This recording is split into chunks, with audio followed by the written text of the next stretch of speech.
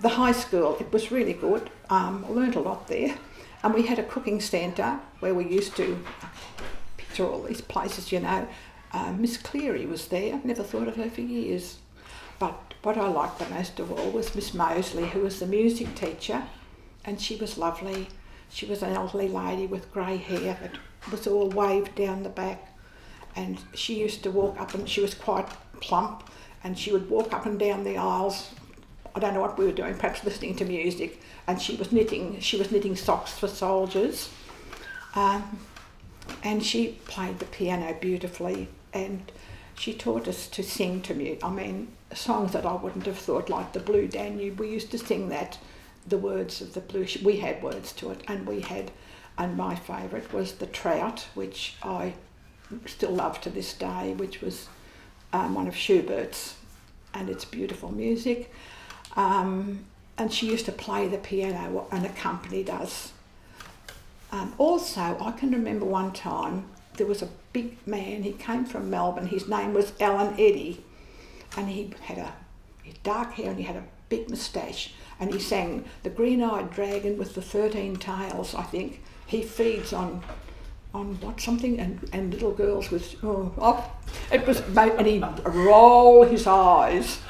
And that was good. But yes, she was just, to this day, I just always think about her when you hear the music. We had art teachers. I remember in the cookery, it was quite good in those days. We made scones. You did that in your second year. I think I was in the professional and somewhere in the domestic side. And we made scones. And I remember at Christmas we made a fruit cake, and that was something that you learnt. I think we did learn sewing too there. Yes, we did, basic sewing. So that was another thing. And of course then in third form I went into the commercial with the typewriting and bookkeeping. And that's where I stayed until I left when I was in year 5. But most of the ones from the commercial class in those days had left. A lot of them went and worked at the foundry office. And I think I was the lone one. I went into year 5, which was the leaving in those days. And I was the only one there, and I had to more or less amuse myself, I guess. But I was offered a job at Bank of New South Wales, but because I was only 15, you weren't accepted in the bank. So I lost out there, and I was disappointed about that. But later on, I went to Lawson's. That was in June of, must have been 1945, would it have been? Just forgotten. Anyway, that's when I started there. So McAfee's was further down the street.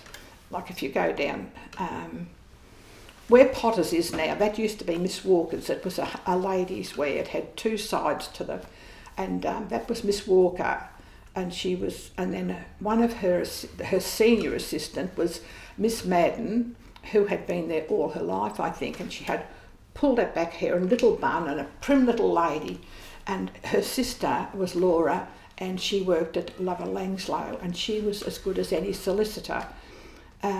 Actually, the pair of them, they lived opposite me when I was married in North Street, and I knew her, and when she died, right up to 100 years old, and she was a great identity and had a huge knowledge of Castlemaine, Harcourt. And I remember being over at Laura's one day, and she was telling me about when her family came out from England on the boat, and she pointed at that furniture that came out at that time. And I said to her, Laura, what a pity you didn't take notes on this. And she jumped up, and she was sitting on all of these books. She said, what do you think these are?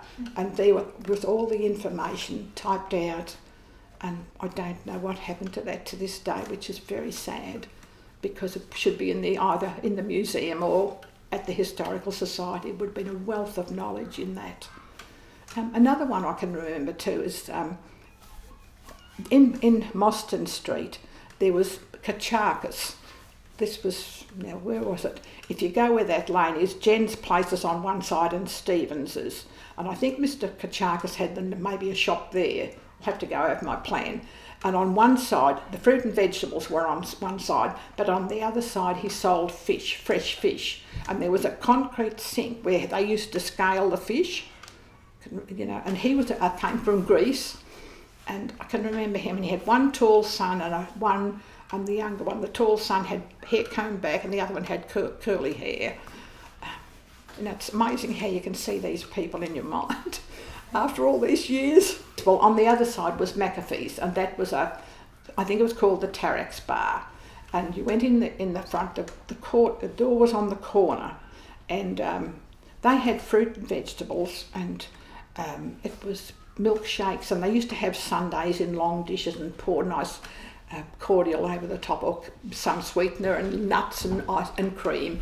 They were lovely, and you used to go there sometimes on your way home from the pictures because they were still open. But on the side of one of the, just as you behind where the counter was, I can see the counter there, but it was about there, and they had the plan from the picture theatre. So if you were going to the pictures, you always went and booked your seats, and they'd cross them out. You know where you were sitting. We sat in the same seats every week. You more or less had a permanent booking, but they did that there for many years.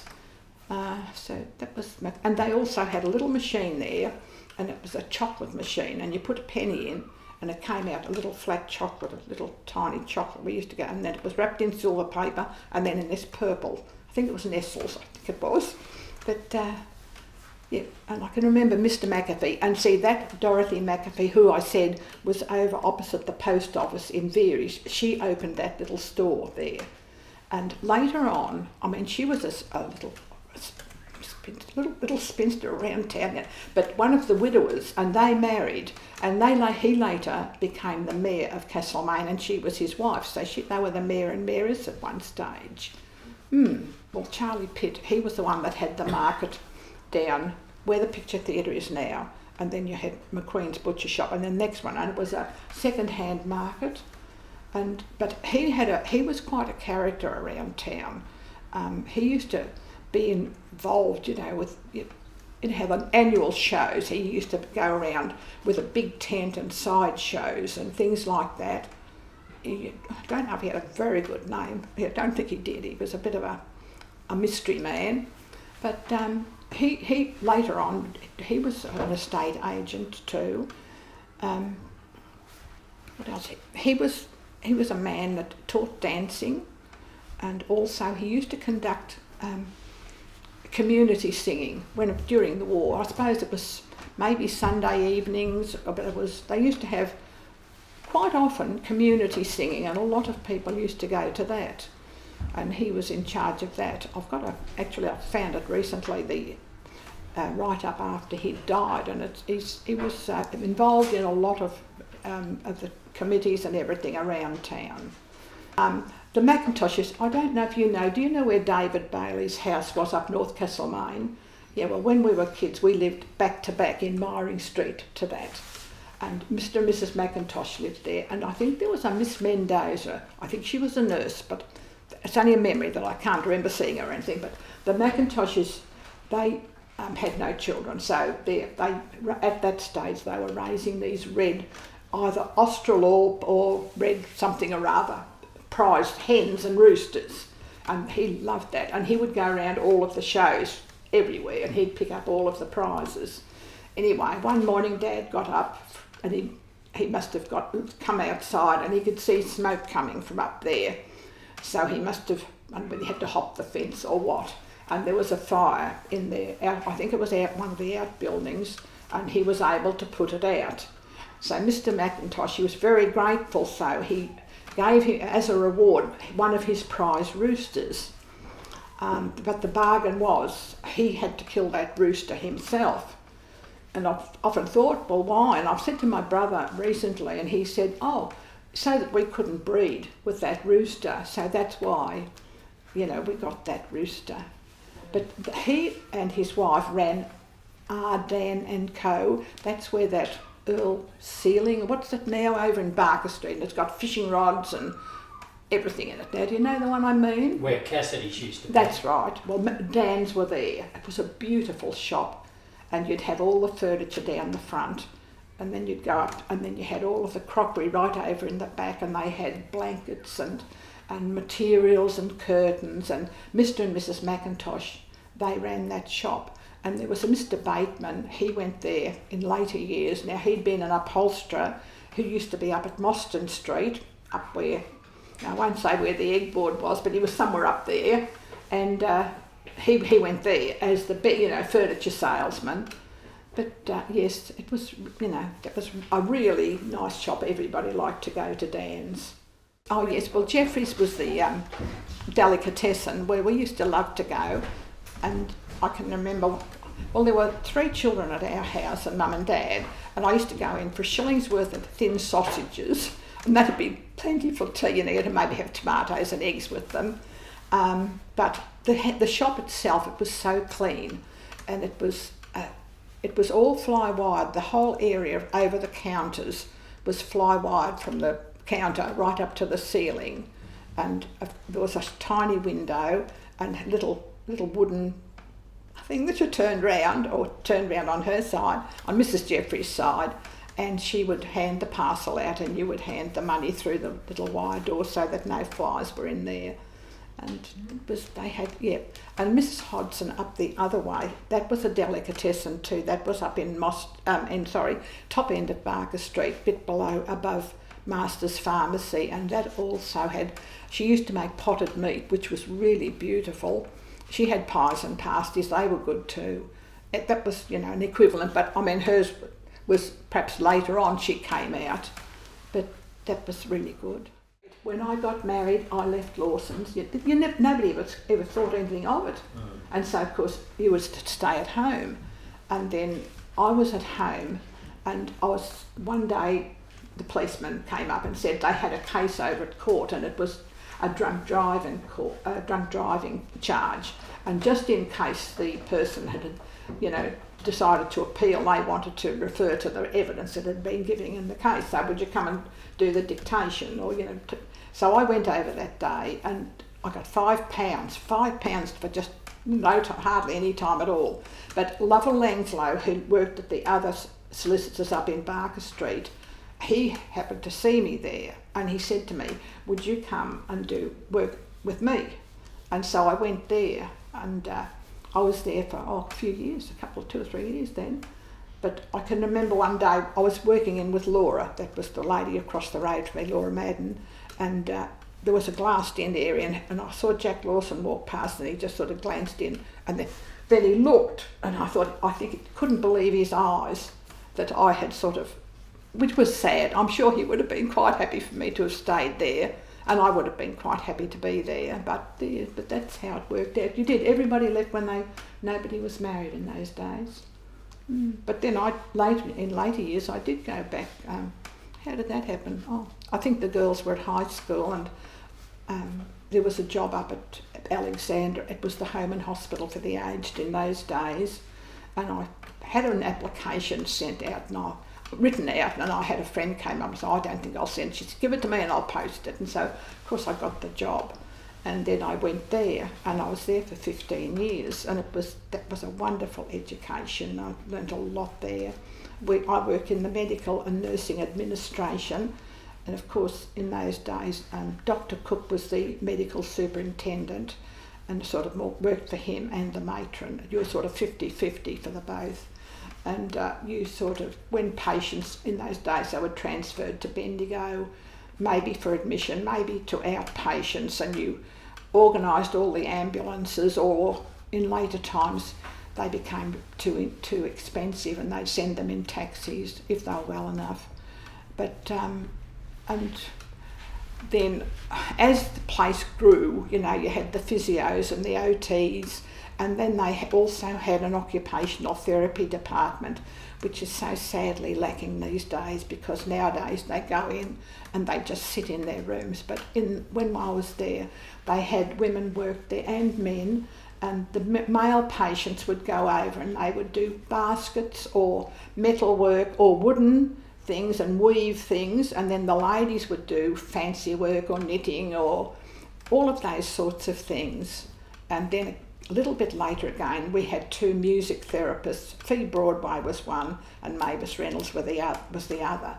And they would go round with music. I don't know if they had some recorders or some kind of things, and anyone had their favourite music, and they would go and talk to them and do things like that, and that was really good too.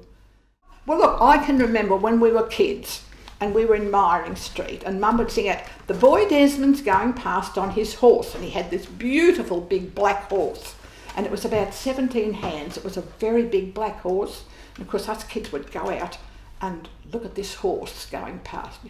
Oh, it's lovely. And he used to live out at Happy Valley, and I've worked it out, he must have taken that horse up that track, and it's quite steep, you know, but horses can go up tracks, and then he'd go along up past Kalimna up there, then down past there was a pressure dam up there, and down that hill, and then across the golf links.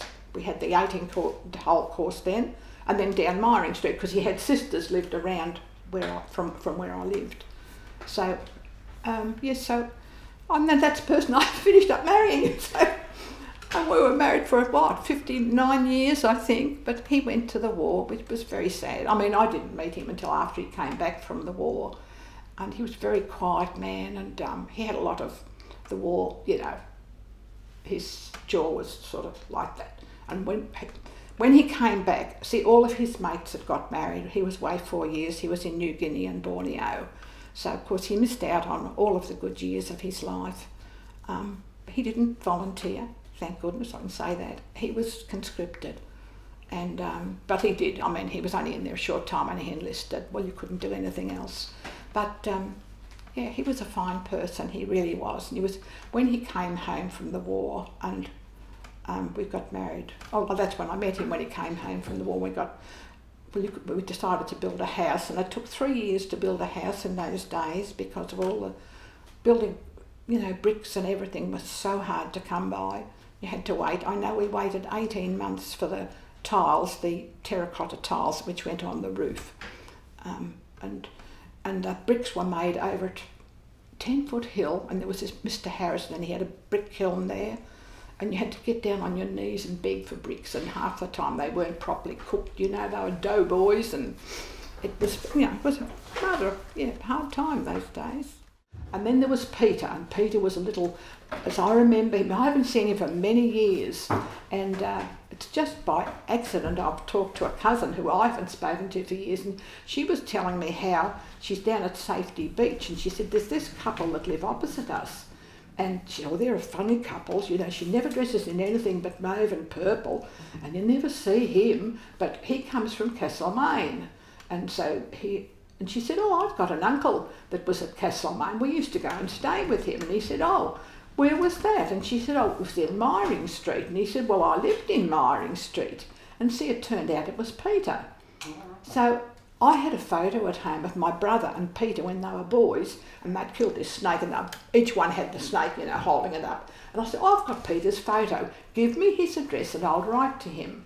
So I wrote at the time, and I got a reply.